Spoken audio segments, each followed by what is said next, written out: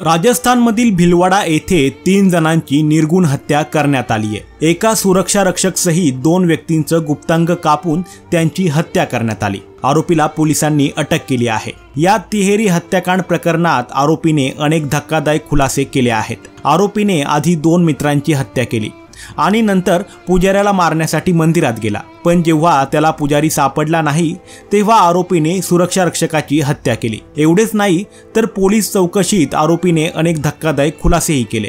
आरोपीला एका मित्राला आणि एका पोलिसालाही मारायचं होतं। त्याने त्याच्या एका मित्राला 70 वेळा फोन केले, पण जेव्हा मित्राला हे कळलं तेव्हा त्याने त्याचा मोबाईल बंद केला। आरोपीने 3 खून केले आणि तिघांचीही हत्या केल्यानंतर त्यांचं गुप्तांगही कापलं। हत्येपूर्वी आरोपीने अनेक वेळा वेब सिरीज पाहिली होती। अय्यप्पा मंदिराचे सुरक्षा रक्षक लाल सिंग यांचं गुप्तांग कापून निर्गुण हत्या केल्याच्या प्रकरणात पोलिसांनी सीसीटीव्ही आणि इतर गोष्टींच्या आधारे आरोपी दीपकला अटक केली। त्याची चौकशी केली असता आणखी 2 खून उघडकीस आले। आरोपीने प्रथम त्याचे मित्र मोनू आणि संदीप यांना घरी बोलावलं आणि नंतर दोघांनाही मारहाण केली आणि त्यांचं गुप्तांग कापलं। यानंतर तो घराला कुलूप लावून बाहेर आला। बाहेर आल्यानंतर त्याने दुसऱ्या मित्राला फोन केला, पण तो काही आला नाही। तेव्हा त्यानं खूप मद्यपान केलं आणि पुजाऱ्याला मारण्यासाठी मंदिरात गेला, पण पुजाऱ्याऐवजी त्याने सुरक्षा रक्षकाला धरून मारलं। आरोपीला त्याचा मित्र मोनूला मारायचं होतं असं सांगण्यात आलं, पण जेव्हा त्याचा दुसरा मित्र संदीप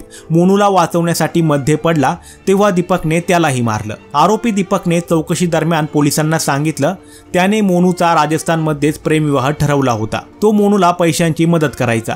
त्याने मोनूला घरी बोलावलं आणि संदीपही मोनूसोबत आला।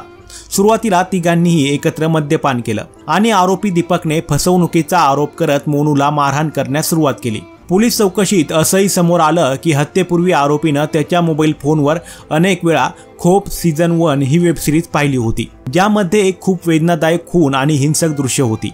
त्या आधारे त्याने हत्येची योजना आखली होती। आरोपीला त्याच्या मित्रांवर काळी जादू करण्याचा संशय होता, त्यामुळे त्याने त्याच्या मित्रांना मारलं।